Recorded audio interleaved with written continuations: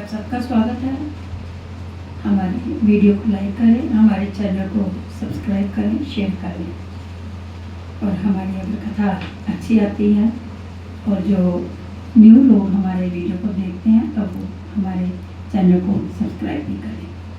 तो जैसे कि आप जानते हैं कि भक्तिमाल कथा में हम आपको सुना रहे हैं नवग्रह भक्ति के आचार्यों की कहानियाँ। तो कल हमने आपके सामने रखी थी श्री अक्रूर जी की कहानी और आज हम आपके लिए लेके आए हैं श्री अर्जुन जी की कहानी।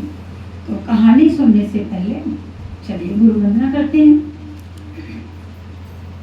जय गुरुदेवा, जय गुरुदेवा, जय गुरुदेवा, जय गुरुदेव, जय गुरुदेवा, जय गुरुदेवा, जय गुरुदेवा, जय गुरुदेव। जय श्री कृष्ण सभी को। तो सुनिए श्री अर्जुन जी की कहानी।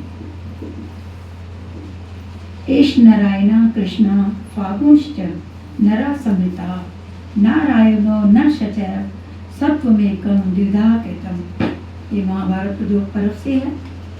साक्षात श्री हरि ही भक्तों पर कृपा करने के लिए, जगत के कल्याण के लिए और संसार में धर्म की स्थापना के लिए नाना अवतार धारण करते हैं। लोक मंगल के लिए नर नारायण इन दो रूपों में बद्रिकाश्रम में तप करते हैं। श्री कृष्ण चंद्र और अर्जुन के रूप में ही वे ही द्वापर के अंत में पृथ्वी पर अवतीर्ण हुए।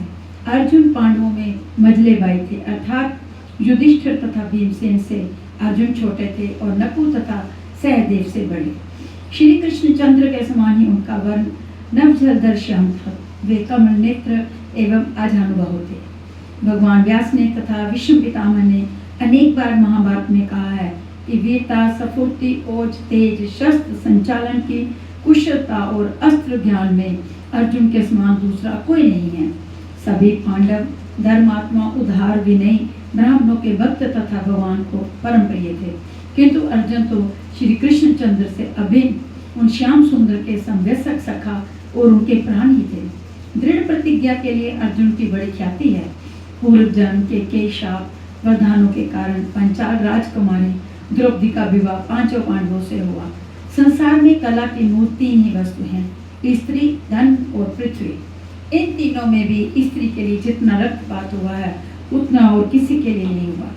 एक स्त्री के कारण भाइयों में परस्पर वैमनस्य न हो, इसलिए देव ऋषि नारद जी की आज्ञा से पांडवों ने नियम बनाया कि प्रत्येक भाई 2 महीने 12 दिन के क्रम से द्रौपदी के पास रहे।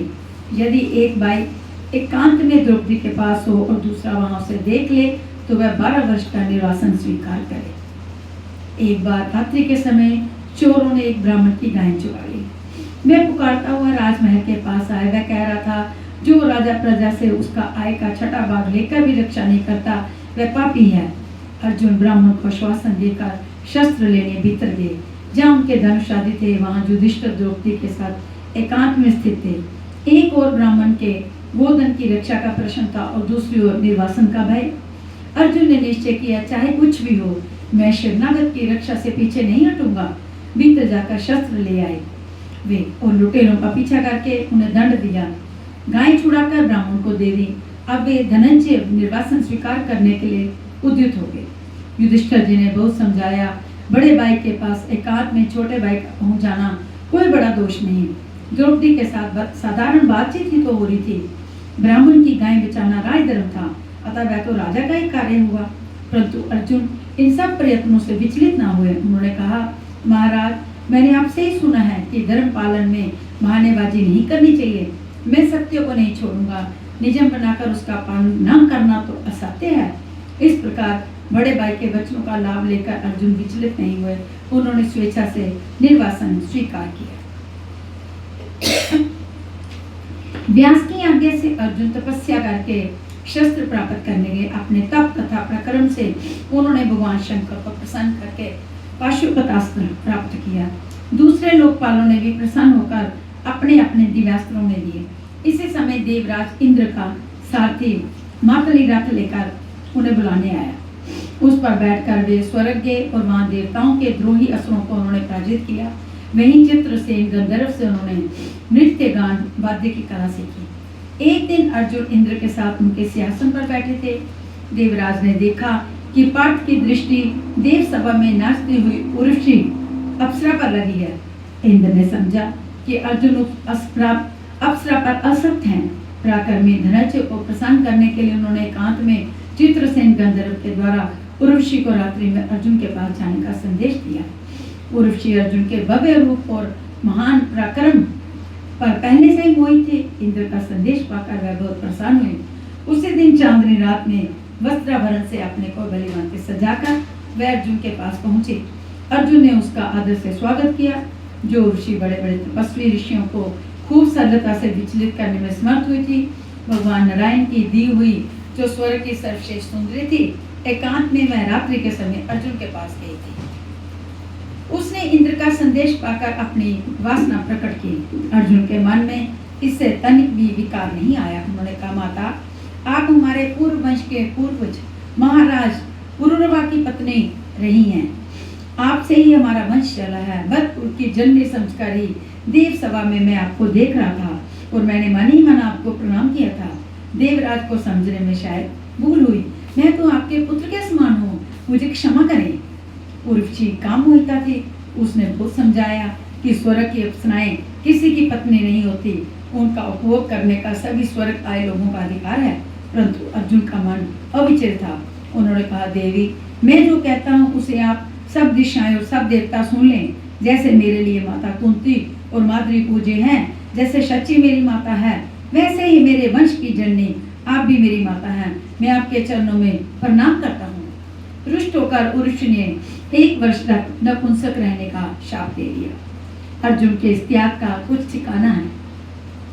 सभाओं में दूसरों के सामने बड़ी ऊंची बातें करना तो सभी जानते हैं, किंतु एकांत में युवती स्त्री प्रार्थना करे और उसे माता कहकर वहां से अछूता निकल जाए, ऐसे तो कोई बिरला ही होता है। अर्जुन का ये इंद्रिय संयम तो इससे भी महान है। उन्होंने उस उर्वशी को एकांत में रोती गिड़गिड़ाती लौटा दिया, जिसके कटाक्ष मात्र से बड़े बड़े तपस्वी क्षण भर में विचलित हो जाते थे। श्री कृष्णचंद्र क्यों अर्जुन को इतना चाहते थे, क्यों उनके प्राण धनंजय में ही बसते थे, ये बात वो समझ जाए, उसे श्री कृष्ण का प्रेम प्राप्त करना सरल हो जाता है। प्रेम स्वरूप भक्त वत्सल श्याम सुंदर को जो जैसा जितना चाहता है, उसे वे भी उसी प्रकार चाहते हैं। उन पूर्ण कामना को बल, ऐश्वर्य, धन या बुद्धि की चतुरता से कोई नहीं रिझा सकता। अर्जुन में लोकोत्तर शूरता थी। वे अडंबर ही इंद्रिय विजय थे और सबसे अधिक ये कि सब होते हुए भी अत्यंत भी नहीं थे। उनके प्राण श्री कृष्ण में ही बसते थे। युधिष्ठिर के राजसूय यज्ञ का पूरा भार श्री कृष्णचंद्र पर ही था। श्याम सुंदर ने ही अपने परम भक्त धर्मराज के लिए समस्त राजाओं को जीतने के लिए पांडवों को भेजा। उन मधुसूदन की कृपा से ही भीमसेन जरासंध को मार सके। इतने पर भी अपने मित्र अर्जुन को प्रसन्न करने के लिए युधिष्ठिर को 14 सहस्त्र हाथी भगवान ने 150 रूप दिए। जिस समय महाभारत के युद्ध में अपनी ओर सम्मिलित होने का निमंत्रण देने दुर्योधन श्री द्वारकाधीश के भवन में गए, उस समय श्री कृष्णचंद्र सो रहे थे। दुर्योधन उनके सिरहाने एक असर पर बैठ गए। अर्जुन भी कुछ पीछे पहुंचे और हाथ जोड़कर श्याम सुंदर के श्री चरणों के पास नम्रता पूर्वक बैठ गए। भगवान ने उठकर दोनों का स्वागत सत्कार किया। दुर्योधन ने कहा, मैं पहले आया हुआ था, आपको मेरी ओर आना चाहिए। श्री कृष्णचंद्र ने बताया कि मैंने पहले अर्जुन को देखा है। लीला मैंने तनिक हंसकर कहा, एक ओर तो मेरी नारायणी सेना के वीर सशस्त्र सहायता करेंगे और दूसरी ओर मैं अकेला रहूंगा, परंतु मैं शस्त्र नहीं उठाऊंगा। आप में से जिन्हें जो रुचे ले लें, किंतु मैंने अर्जुन को पहले देखा है, अतः पहले मांग लेने का अधिकार अर्जुन का है। एक और भगवान का बल, उनकी सेना, और दूसरी ओर शस्त्रहीन भगवान, एक और भोग और दूसरी ओर श्याम सुंदर। परंतु अर्जुन जैसे भक्त को कुछ सोचना नहीं पता। उन्होंने कहा, मुझे तो आपकी आवश्यकता है, मैं आपको ही चाहता हूँ। दुर्योधन बड़े प्रसन्न हुए। उसे अकेले शस्त्रहीन श्री कृष्ण की आवश्यकता नहीं जान पड़े। भोग की इच्छा करने वाले विषयी लोग इसी प्रकार विषय ही चाहते हैं। विषय भोग का त्याग कर श्री कृष्ण को पाने की इच्छा उनके मन में नहीं जगती। श्री कृष्णचंद्र ने दुर्योधन के जाने पर अर्जुन से कहा, भला तुमने शस्त्रहीन अकेले मुझे क्यों लिया? तुम चाहो तो तुम्हें दुर्योधन से भी बड़ी सेना दे दूं। अर्जुन कहा, प्रभु आप मुझे मोह में क्यों डालते हैं? आपको छोड़कर मुझे तीनों लोकों का राज्य भी नहीं चाहिए। अब शस्त्र ले या ना लें, पांडवों के तो एकमात्र आश्रय आप ही हैं। अर्जुन की यही भक्ति, यही निर्भरता थी जिसके कारण श्री कृष्णचंद्र उनके साथी बने। अनेक तत्ववेत्ता ऋषि मुनियों को छोड़कर जनार्दन ने युद्ध के आराम में उन्हें ही अपने श्रीमुख से गीता के दुर्लभ और महान ज्ञान का उपदेश दिया। युद्ध में इस प्रकार उनकी रक्षा में वे न्यामे लग रहे, जैसे माता अबोध पुत्र को सारे संकटों से बचाने के लिए सदा सावधान रहती है। युद्ध में जब द्रोणाचार्य के चक्रव्यूह में फंसकर कुमार अभिमन्यु ने वीर गति प्राप्त कर ली, तब अर्जुन ने अभिमन्यु की मृत्यु का मुख्य कारण जयद्रथ को जानकर प्रतिज्ञा की। यदि जयद्रथ मेरी धर्मराज युधिष्ठिर की या श्री कृष्णचंद्र की शरण आ गया तो कल सूर्यास्त से पहले उसे मार डालूंगा। यदि ऐसा न करूं तो मुझे वीर तथा पुण्य आत्मा को प्राप्त होने वाले लोक न मिले। पिता माता का वध करने वाले, गुरु स्त्रीगामी, चुगलखोर, साधु निंदा और पर निंदा करने वाले, द्रोवर, हड़प जाने वाले, विश्वासघाती, भुक्तपूर्व स्त्री को स्वीकार करने वाले, ब्रह्म हत्यारे, गोदाती आदि की जो गति होती है वह मुझे मिले यदि मैं जयद्रथ को न मार दूं।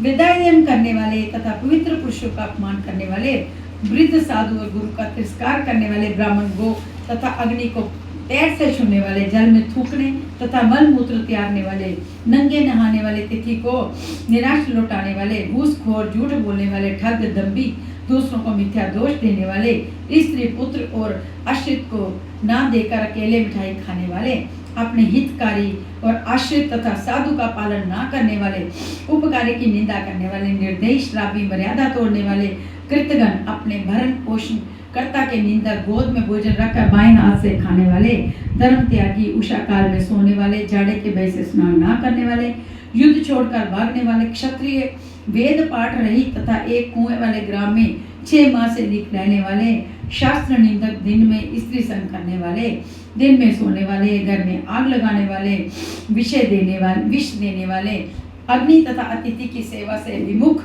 गो का जल पीने से रोकने वाले, रजस्वला से रति करने वाले, कन्या बेचने वाले तथा दान देने की प्रतिज्ञा करके लोभ वश ना देने वाले जिन नरकों में जाते हैं वे ही मुझे मिले यदि मैं कल जयद्रथ को ना मारूं। यदि कल सूर्यास्त तक मैं जयद्रथ को ना मार सका तो चिता बनाकर उसमें जल जाऊंगा। भगत के प्रण की चिंता भगवान को ही होती है। अर्जुन तो श्री कृष्णचंद्र से कह दिया कि आपकी कृपा से मुझको किसी की चिंता नहीं है, मैं सबको जीत लूंगा। बात सच है। अर्जुन ने अपने रथ की, अपने जीवन की बागडोर जब मधुसूदन के हाथों में दे दी तब वह क्यों चिंता करे। दूसरे दिन घोर संग्राम हुआ। श्री कृष्णचंद्र को अर्जुन की प्रतिज्ञा रक्षा के लिए सारी व्यवस्था करनी पड़ी। सायंकाल श्रीहरि ने सूर्य को ढककर अंधकार कर दिया। सूर्यास्त हुआ समझकर अर्जुन चिता में प्रवेश करने को उद्यत हुए। सभी कौरव पक्ष के महारथी उन्हें इस दशा में देखने आ गए। उन्हीं में जयद्रथ भी आ गया था। भगवान ने कहा, अर्जुन शीघ्रता करो, जयद्रथ का मस्तक काट लो पर वह भूमि पर ना गिरे, सावधान। भगवान ने अंधकार दूर कर दिया। सूर्य अस्ताचल जाते दिखाई पड़े। जयद्रथ के रक्षक चकरा गए। अर्जुन ने उसका सिर काट लिया। श्री कृष्ण ने बताया, जयद्रथ के पिता ने तप करके शंकर जी से वरदान पाया है कि जो जयद्रथ का सिर भूमि पर गिराएगा उसके सिर के 100 टुकड़े हो जाएंगे। केशव के हृदय से अर्जुन ने जयद्रथ का सिर बाण से ऊपर ही ऊपर उड़ाकर जहाँ उसके पिता संध्या के समय सूर्य स्नान कर रहे थे वहां पहुंचाकर उनकी अंजलि में गिरा दिया। झिझक उठने से पिता के द्वारा इस सिर भूमि पर गिरा। फलता उनके सिर के भी 100 टुकड़े हो गए। इंद्र ने कर्ण को एक अमोघ शक्ति दी थी। एक ही बार उस शक्ति का कर्ण प्रयोग कर सकते थे। नित्य रात्रि को वे संकल्प करते थे दूसरे दिन अर्जुन पर इसका प्रयोग करने के लिए, किंतु श्री कृष्णचंद्र उन्हें सम्मोहित कर देते थे। वे शक्ति का प्रयोग करना भूल जाते थे। भगवान ने भीम के पुत्र घटोत्कच को रात्रि युद्ध के लिए भेजा। उसने राक्षसी माया से कौरव सेना में त्राही त्राही मचा दी। दुर्योधन आदि ने कर्ण को विवश किया, ये राक्षस अभी सबको मार देगा, जब ये दिखता ही नहीं तब इसके साथ युद्ध कैसे हो, इसे चाहे जैसे भी हो मारो। अंत में कर्ण ने वह शक्ति घटोत्कच पर छोड़ी। वह राक्षस मर गया। घटोत्कच की मृत्यु से जब पांडव दुखी हो रहे थे तब श्री कृष्ण को प्रसन्न होते देख अर्जुन ने कारण पूछा।